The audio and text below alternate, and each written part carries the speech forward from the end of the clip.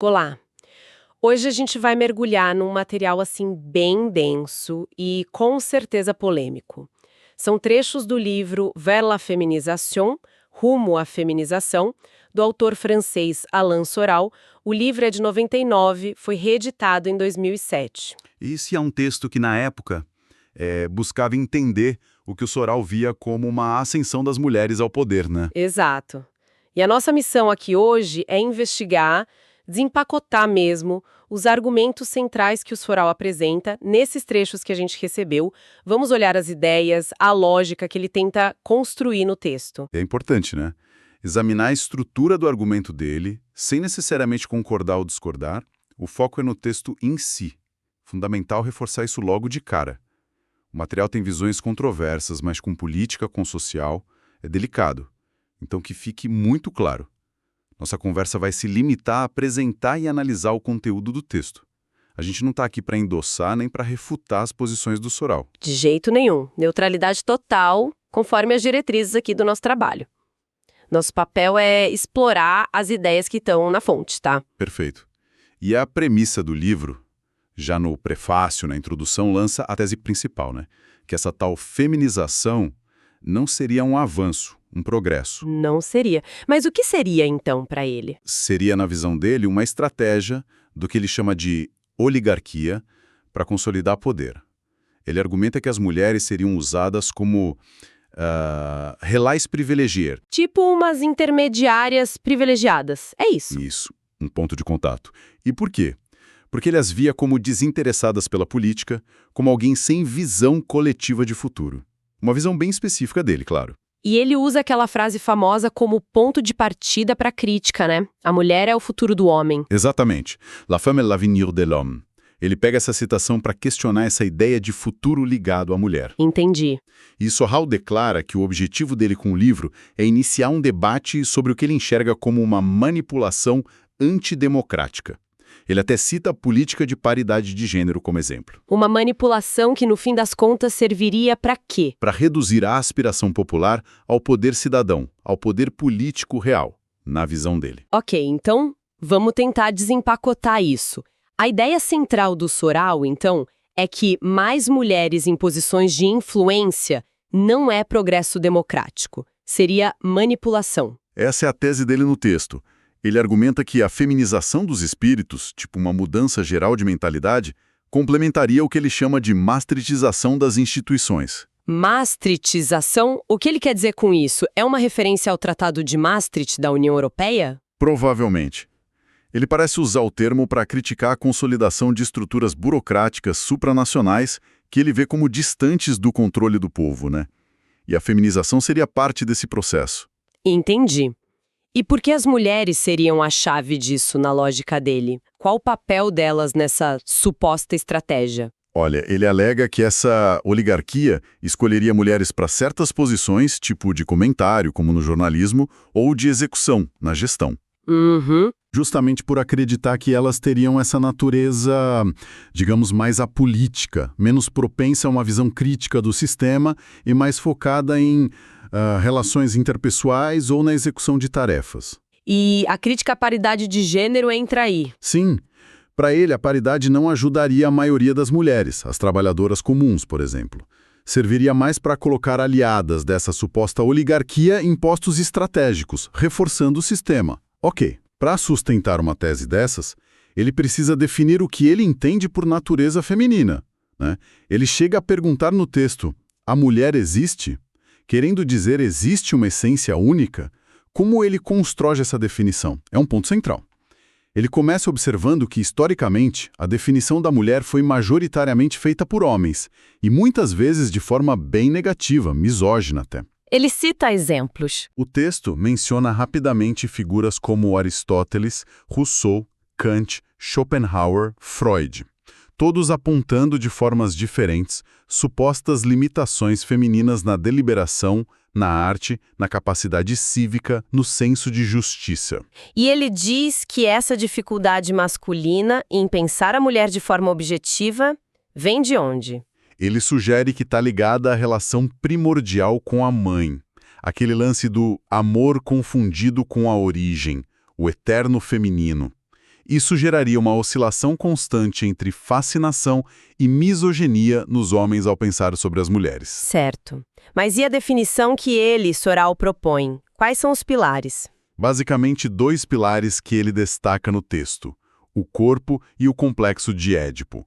O corpo é visto como um determinante biológico central, focado em que especificamente? Quase que exclusivamente na maternidade e na atração pelo macho. Ele entra em detalhes. Fala da cavidade interna buscando preenchimento, do ciclo menstrual ligando a mulher ao concreto, aos ritmos naturais, Nossa, do corpo com mais gordura e menos músculos, voltado para atrair o parceiro.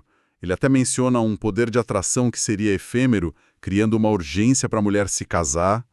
e a questão da força física? Ele fala numa suposta inferioridade física que levaria a mulher a usar mais a psicologia, a manipulação, em vez da força direta. E até o prazer feminino ele descreve como mais complexo, ligado ao risco da gravidez, levando à perda da cabeça.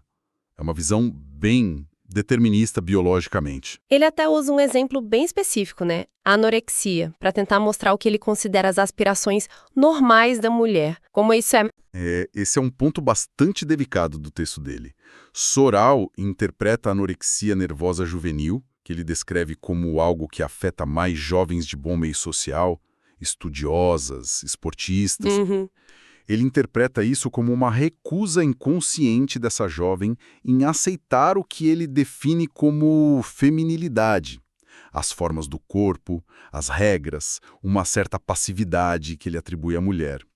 E os sintomas da anorexia seriam uma prova dessa recusa. Na leitura dele, sim. Parar de comer, perder as formas femininas, a amenorreia, até uma hiperatividade mental e física apesar do cansaço, tudo isso seria uma negação daquilo que a mulher normalmente aspiraria, segundo Soral. Que seria... Ser preenchida. A passividade, a atração pelo homem que lhe vê como superior em força e atividade. É uma interpretação bem controversa, né?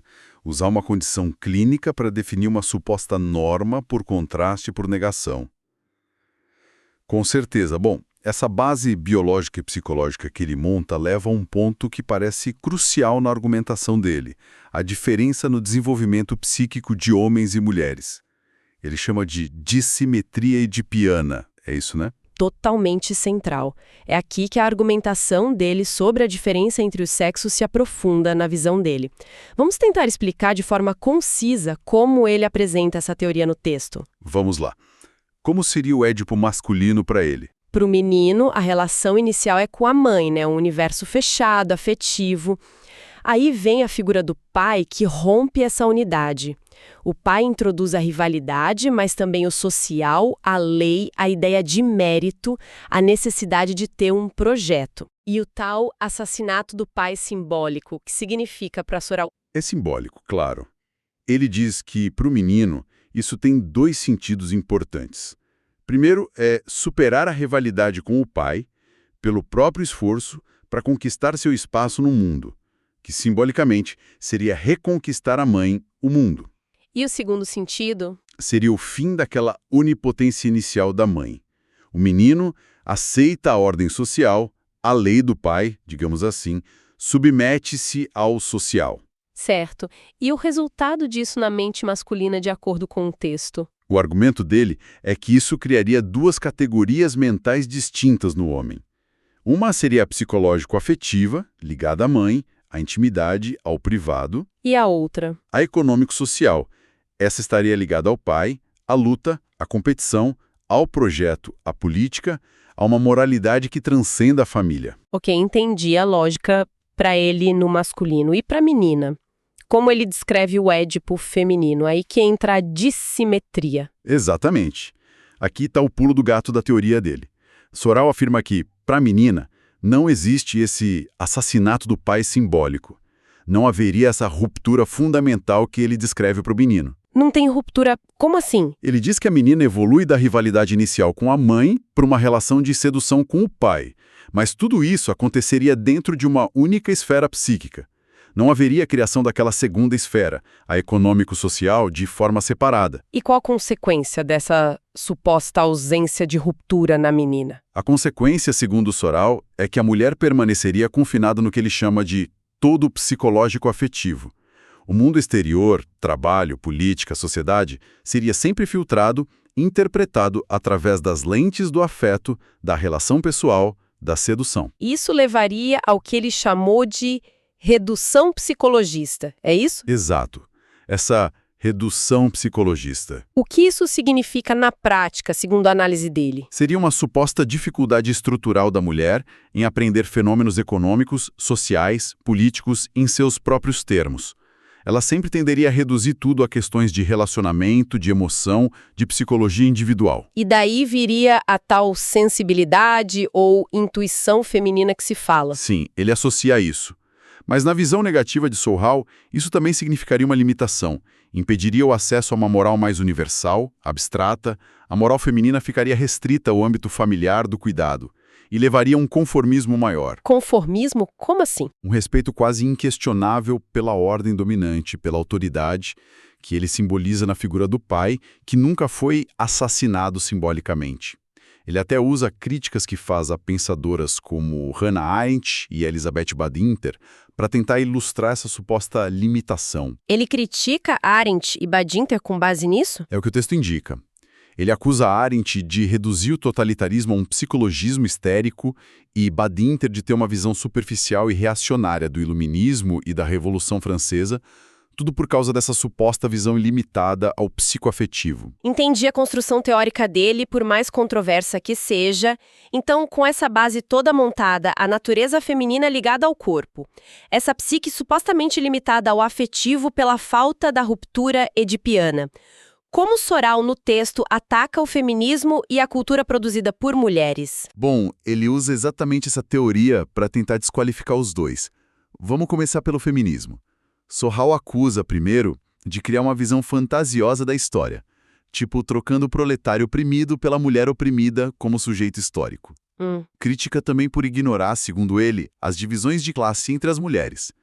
Ele chega a afirmar que a mulher não é uma categoria social unificada nesse sentido. E quem se beneficiaria realmente com o feminismo, na visão que ele apresenta no texto? Ele argumenta que quem se beneficia mesmo são as mulheres da burguesia. E aí ele usa uns termos bem pejorativos e francamente misóginos que constam no texto, como flipês. Que seria, tipo, instáveis, neuróticas. Talvez seja essa a conotação. E pétases, que sugere algo como alpinistas sociais, oportunistas. Ele insiste que o feminismo serve a essas mulheres, não à maioria. Ele também questiona a origem do feminismo, né? Sim, ele alega uma origem masculina, cita um nome, Léon Richier, e fala da influência de Sartre sobre a Simone de Beauvoir, como se ela não tivesse pensamento próprio. E ele faz alguma distinção entre correntes feministas? Faz. Ele critica principalmente duas vertentes no texto. A primeira seria a masculinizante, que ele associa diretamente a Beauvoir. Ele interpreta a obra dela como uma rejeição patológica do corpo feminino, baseada na própria experiência dela, que ele classifica pejorativamente, e uma idealização do masculino. E a segunda vertente? Seria a feminizante, que ele vê como pós-Beauvoir e associa nomes como Badinter. Essa vertente, para ele, faz uma apologia da diferença mental feminina, mas como desculpa para o tal psicologismo e para o consumismo. Serviria ao arrivismo das tais peteces. E qual seria o resultado final disso tudo para a mulher comum na análise dele? Soral alega que, na prática, o feminismo levou a mulher comum a uma dupla ou tripla jornada, trabalhadora, sedutora e mãe, ou seja, mais sobrecarga do que libertação. Entendi a crítica ao feminismo. E quanto à cultura? A visão dele aí parece ainda mais radical, né? Aí ele é categórico. Soral afirma no texto que a grande criação cultural, e ele lista poesia, música, matemática, filosofia, etc., é historicamente um feito exclusivamente masculino. Ponto. Mas e o argumento da opressão histórica, que limitou as oportunidades das mulheres? Ele rejeita esse argumento. Diz que homens criadores também foram perseguidos, sofreram e nem por isso deixaram de criar. e que as mulheres das elites que tinham tempo e recursos na visão dele só copiaram ou atuaram como musas ou mecenas, não como criadoras originais. Ele dá exemplos para tentar sustentar isso? Menciona as pinturas nas cavernas, a arte rupestre, como sendo masculina, pelo tema da caça, pela marca da mão que ele interpreta como masculina. E vai além. Além. Ele argumenta que até a própria valorização da mulher na cultura ocidental, a figura da Virgem Maria, o conceito de casal, o amor romântico, seria na verdade uma construção masculina. Nossa, e a produção cultural das mulheres hoje em dia? Como ele a vê? Ele a considera, no geral, como inferior ou limitada, presa àquela esfera psicoafetiva. Critica revistas femininas como a Elle, por exemplo, por focarem em consumo, beleza, astrologia, um psicologismo que ele acha superficial. E na literatura, no cinema? Na literatura, ele fala numa psicologização do vazio, focada em problemas afetivos burgueses. Ele critica Marguerite Duras, por exemplo. No cinema, ele vê um padrão de histórias de traição motivadas pelo desejo de sedução e critica filmes como A Lição de Piano. Artes plásticas, música. Artes plásticas, ele resume como decoração de interiores. Na música, ele até admite a excelência feminina na interpretação, mas nega a capacidade de composição ou improvisação significativa. Mas ele salva alguma forma de arte como sendo autenticamente feminina? Curiosamente, sim. Ele aponta duas: a comédia e a dança. E por quê? Porque ele as conecta diretamente à sedução e ao uso do corpo como principal ferramenta de expressão, o que se encaixa na visão dele sobre a natureza feminina. Certo, então vamos tentar juntar as peças. Temos essa suposta natureza feminina definida por ele, a diferença no Édipo, a crítica ao feminismo e à cultura. Como ele conecta tudo isso ao que ele vê acontecendo na sociedade contemporânea? Essa tal feminização social em marcha. Ele amarra tudo isso apontando o que seriam as causas e os efeitos dessa feminização que ele critica. Ele identifica 3 causas principais no texto. A primeira é econômica. Econômica. Como? A expansão do setor de serviços, o terciário, e a fragmentação do trabalho, o taylorismo. E como isso feminiza a sociedade, na leitura dele? Primeiro, a menor necessidade de força física no trabalho abre mais espaço para mulheres no mercado. Mas o ponto mais importante para o Soro é outro. Qual? A parcelização extrema das tarefas no trabalho moderno. Isso, segundo ele, reduziria o campo de consciência social de todo mundo, não só das mulheres, homens incluídos. Ele chega a falar no homem feminizado. Homem feminizado pelo trabalho? Sim, porque essa fragmentação faria com que o sistema econômico-social parecesse algo natural, quase como o clima, sabe? Algo que você não questiona politicamente, apenas se adapta. Diminuiria a necessidade de análise política, de ação coletiva. Interessante essa conexão que ele faz. Qual a segunda causa que ele aponta? A segunda causa é afetiva. Ele fala num declínio da figura paterna na sociedade contemporânea.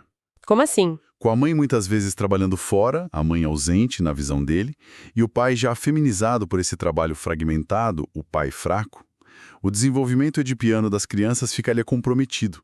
Não teria mais aquela figura paterna forte para fazer a ruptura necessária. E a consequência disso? Segundo ele, isso geraria mais imaturidade, narcisismo, um foco excessivo no consumo para preencher vazios e uma dificuldade maior com limites, com moralidade e com o senso social, especialmente nos filhos sem pai, como ele coloca. Ok. Causa econômica, causa afetiva e a terceira causa, que parece voltar à tese inicial da manipulação. Exato. A terceira é a estratégica, o interesse direto do que ele chama de oligarquia neoliberal. E como essa oligarquia agiria? Soral argumenta que essa elite instrumentaliza a imagem da mulher na publicidade e a incentiva como consumidora principal, promove ativamente a feminilidade focada em desejo, sedução, aparência, para manter as pessoas distraídas da política, inconscientes. Ele até usa os termos bem fortes para descrever o casal ideal desse sistema, né? Usa termos controversos como fiote, que parece indicar um homem que ele vê como passivo, talvez afeminado, e peta-se de novo. Para a mulher, Esse seria o par ideal para esse sistema consumista e apolítico que ele descreve. E como isso se refletiria nas estruturas de poder, nas empresas, na mídia, segundo ele? Aí ele volta àquela ideia inicial. A oligarquia colocaria mulheres em postos-chave de comunicação e gestão. Com qual objetivo? A comunicação, elas exerceriam o que ele chama de psicologismo crítico, que seria superficial, focado em relações, não em estruturas. Na gestão, seriam executoras zelosas, eficientes, mas mais facilmente manipuláveis, por causa daquele suposto conformismo e foco no afetivo que ele atribui à falta da ruptura de Piana. E o objetivo final de tudo isso? Seria bloquear qualquer oposição séria ao sistema, forçar a conformidade, neutralizar a crítica política real. Ele chega a pintar um quadro da jovem garota burguesa de esquerda como sendo a porta-voz ideal dessa inconsciência política que o sistema estaria promovendo. Uau! É bastante coisa. Recapitulando então o argumento do Soral que a gente viu nesses trechos. A feminização não seria progresso, mas uma estratégia de controle de uma elite. Ele define uma natureza feminina muito ligada à biologia e a uma estrutura psíquica que, segundo ele, a deixaria presa ao mundo psicoafetivo. Isso. Com base nisso, ele critica o feminismo como uma ilusão burguesa, a produção cultural feminina como limitada, e ele vê a sociedade de hoje sendo moldada por essa feminização por motivos econômicos, afetivos e principalmente por uma estratégia deliberada de poder dessa oligarquia. Exatamente. Essa é a linha de raciocínio que ele constrói no material que analisamos. E mais uma vez é fundamental repetir, né? Sim, por favor. Fizemos aqui uma exposição das ideias contidas no texto. Buscamos entender a lógica interna da argumentação dele, sem emitir juízo de valor, sem concordar nem discordar. Foi uma análise da fonte fornecida. Um mergulho em ideias complexas e, não dá para negar, muito controversas. Sem dúvida. Para a gente fechar, talvez uma reflexão que o próprio texto, do jeito dele, provoca. Soral argumenta lá que entender a ligação entre o desejo individual, que ele associa ao princípio do prazer, e o trabalho, o esforço no mundo real, o princípio da realidade, seria a chave para não ser manipulado socialmente. A análise dele toda foca em como a feminização, na visão dele, claro, desconectaria essas duas coisas, o desejo e o esforço concreto no mundo. O que nos deixa com uma questão para pensar, talvez, que vá além da visão específica e das conclusões do autor, né? Exatamente uma questão para quem nos ouve refletir. Independentemente das alegações e conclusões controversas de Soral sobre gênero, de que maneiras as dinâmicas sociais e econômicas hoje incentivam ou, ao contrário, dificultam a conexão entre os nossos desejos individuais e o esforço coletivo, o nosso engajamento cívico. E quais seriam as possíveis consequências disso para a nossa consciência cidadã? Uma boa pergunta para finalizar. Fica aí a provocação.